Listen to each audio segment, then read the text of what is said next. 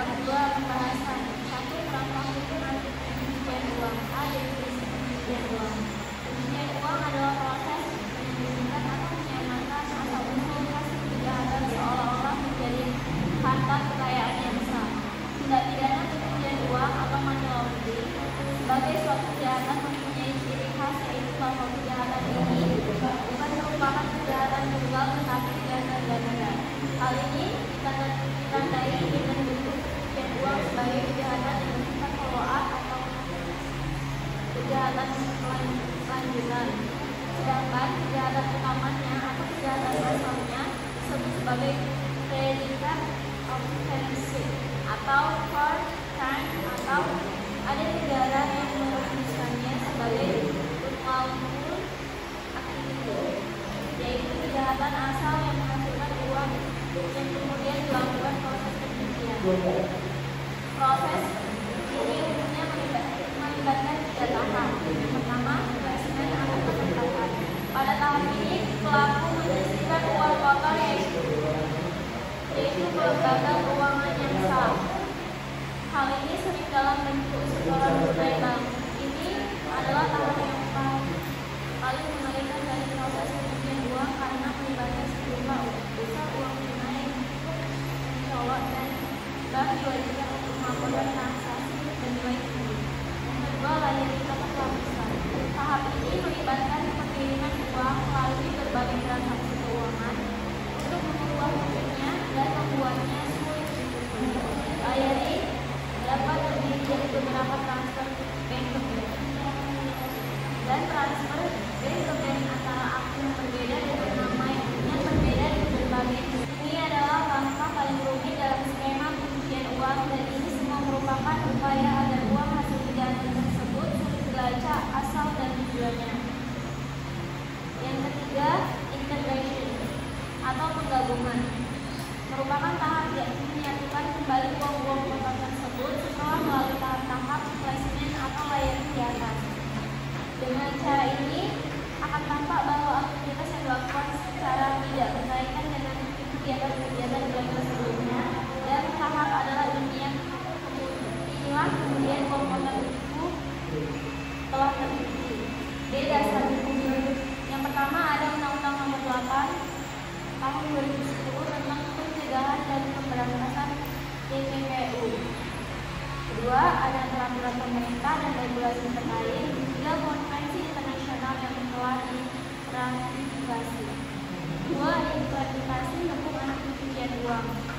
A. Kelembagaan terdiri dari pusat laporan dan analisis transaksi keuangan, kepolisian dan kejaksaan, otoritas jasa keuangan, penyediaan jasa keuangan. B. Mekanisme pencegahan dan penindakan. Ada Know Your Customer Principle, pelaporan transaksi keuangan mencurigakan, pemblokiran dan penyitaan aset, penyelidikan dan penyidikan. Ketiga, tantangan dan kendala kompleksitas skema pencucian uang. Yang ketiga, tantangan dan kendala, yaitu terdiri dari kompleksitas skema pencucian uang, keterbatasan sumber daya dan teknologi, koordinasi antar lembaga, yuridisian dan negara, perkembangan teknologi finansial.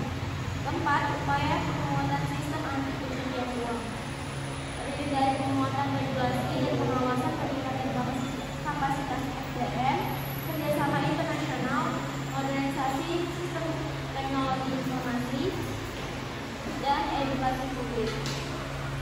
Bab 3, kesimpulan dan saran. Indonesia telah memiliki kerangka hukum yang komprehensif dalam pencegahan dan pemberantasan TPPU. Kedua, implementasi hukum anti pencucian uang masih menghadapi berbagai tantangan, sehingga diperlukan penguatan dan koordinasi dan kapasitas kelembagaan. Sekian dari presentasi saya. Mungkin dari teman-teman sekalian ada yang bertanya, saya silakan. Assalamualaikum warahmatullahi wabarakatuh. Waalaikumsalam warahmatullahi wabarakatuh. Saya akan bertanya kepada kelompok 8. Pertanyaan saya, sejauh mana efektivitas hukum anti pencucian uang yang ada di Indonesia dalam mengatasi praktik pencucian uang? Boleh dimulai. Sejauh mana efektivitas hukum anti pencucian uang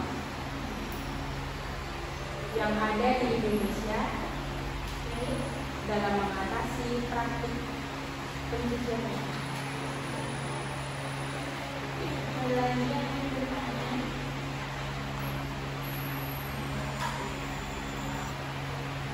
Baik, saya akan menjawab pertanyaan dari Bapak Saad.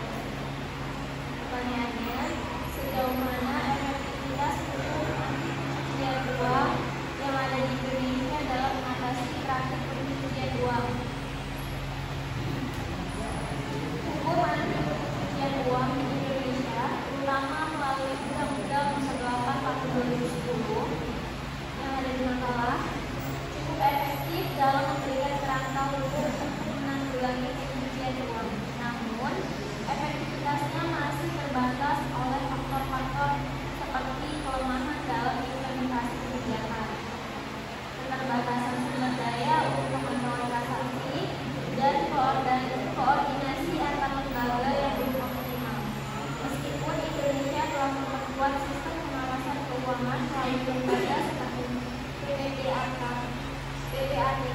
dan OJK, tantangan besar tetap ada, seperti pengawasan terhadap transaksi di sektor informal dan penegakan hukum yang lebih tegas. Gimana bisa? Apakah sudah cukup? Terima kasih. Ada lagi yang ingin bertanya? Saya ingin bertanya. Assalamualaikum warahmatullahi wabarakatuh. Waalaikumsalam warahmatullahi wabarakatuh. Saya ingin bertanya dengan kelompok 8. Mengapa negara berkembang lebih rentan terhadap pencucian uang? Mengapa negara berkembang lebih rentan terhadap pencucian uang? Dan apa saja tantangan yang dihadapi dalam menegakkan hukum AML? Terima kasih. Baik, saya akan menjawab pertanyaan dari Al-Fadila. Pertanyaannya, mengapa negara berkembang lebih rentan terhadap pencucian uang dan